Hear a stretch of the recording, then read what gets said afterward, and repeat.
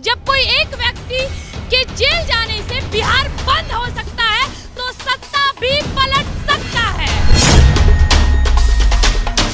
नौवीं fail, cricket fail, deputy CM fail, total तो fail है। यदि क्रांति खून मांगती है तो हम लोग कतरा कतरा देने के लिए तैयार हैं।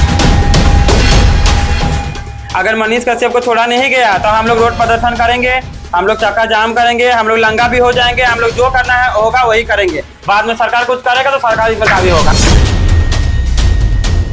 पहुंचा देगी मनीष भैया को बिहार की जनता सीएम से पीएम की कुर्सी तक, मगर आहिस्ता आहिस्ता किया है बिहार और भारत की जनता, बहुतों को पहुंचाया है सीएम और पीएम की कुर्सी तक, मगर आहिस्ता।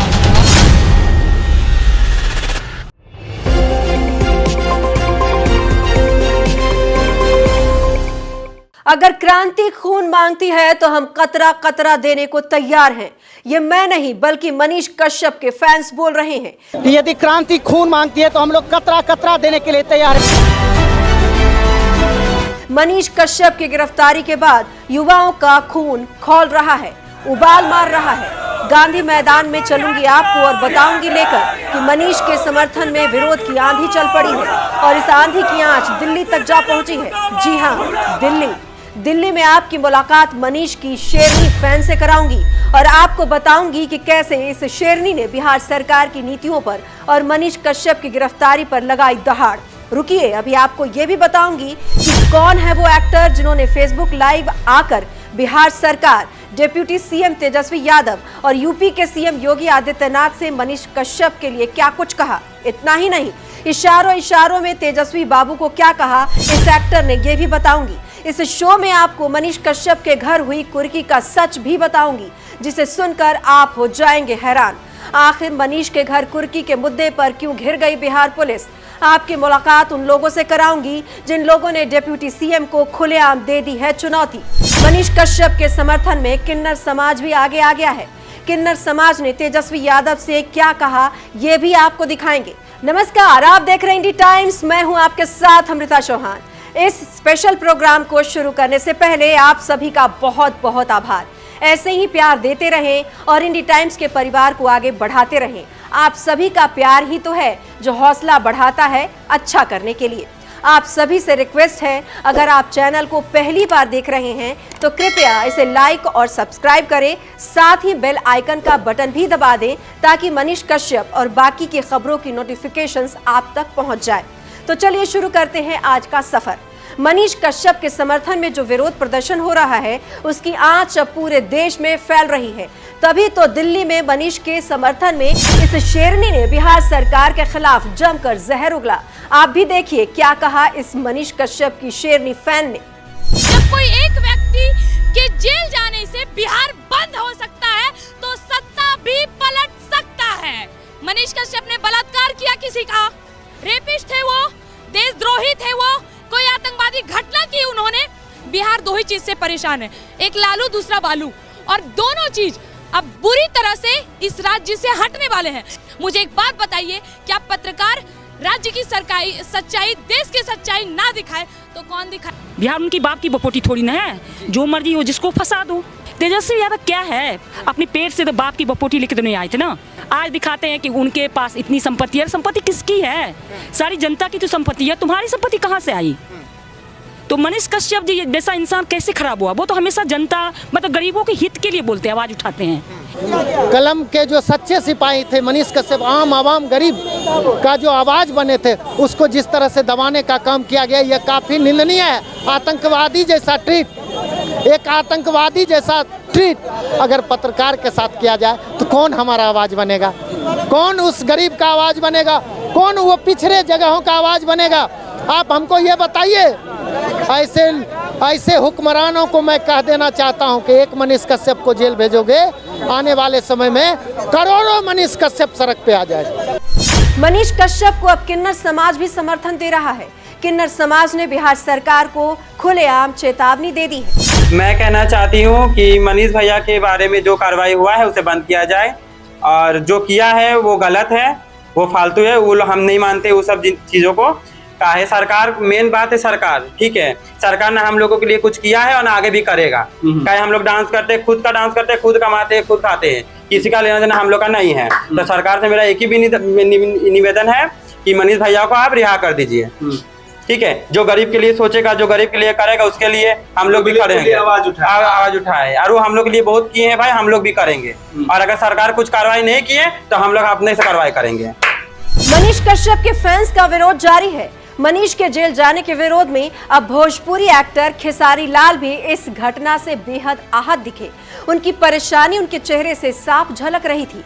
उन्होंने कहा कि आज वो अपने लिए लाइव नहीं आए हैं, बल्कि वो तमिलनाडु वाले मुद्दे से बहुत परेशान हैं।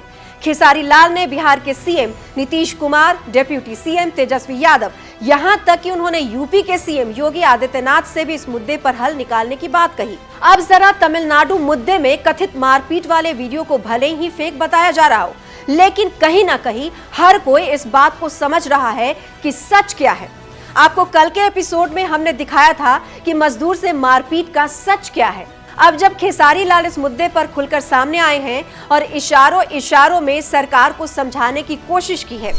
2025 आने को है, उससे पहले 2024 लोकसभा इलेक्शन भी है। संभल जाएं, नहीं तो जनता सबक सिखाना भी जानती है।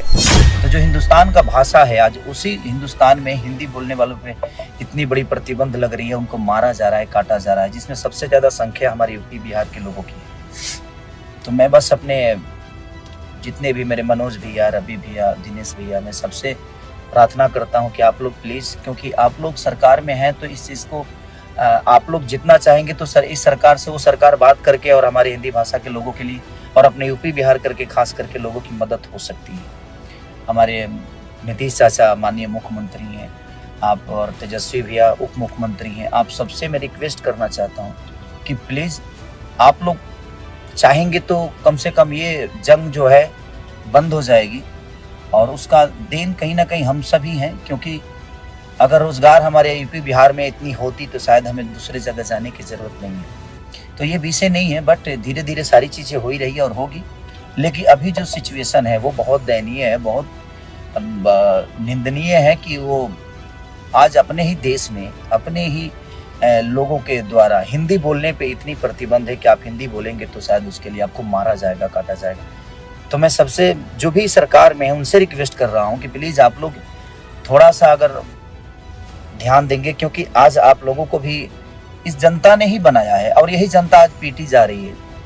तो वो थोड़ा सा तकलीफ दे रहा है कि जिसको हमने चुना आज हमारे लिए कुछ नहीं कर पा रहे हैं। तो रुकिए जरा जनाब, कहाँ चल दिए? सबसे बड़ा खुलासा तो अभी बाकी है।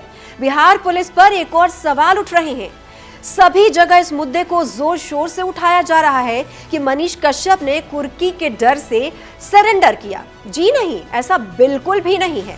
ये हम नहीं बल्कि सूत्रों के हवाले से खबर है कि मनीष कश्यप ने अपने वादे के मुताबिक सरेंडर किया सुबह 7 बजे। उसके बावजूद बिहार के 4 थानों की पुलिस मनीष कश्यप के घर आई और 9 बजे उनके घर का सारा सामान उठाकर ले गई।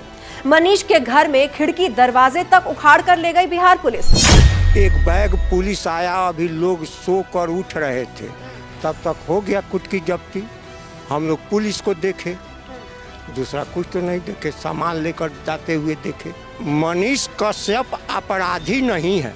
अगर मनीष कश्यप अपराधी होता तो हमारे स्कूल में 5-5, 6-6 कंप्यूटर खरीद कर दिया है बच्चों को पढ़ने के लिए। वो अपराधी कैसे है? हमारे गांव में चारों तरफ पानी था, बिजली नहीं था, उसी के देन से बिजली आया, सब कुछ किया। अभी कह रहा है कि सरकार यहाँ पर हॉस्पिटल बनवाए, मैं 5 लाख रुपया दूंगा। अपराधी कैसे है? हम लोग बिहार का सीएम दे रहे हैं, हम लोग मनीष कश्यप नहीं दे रहे हैं, बिहार का सीएम दे रहे हैं। मैडम, ये बात 100% सत्य है। हम लोग किसी पार्टी के नहीं है। मनीष कश्यप जिस पार्टी से आएगा उसी पार्टी से पूरा तिरवा है।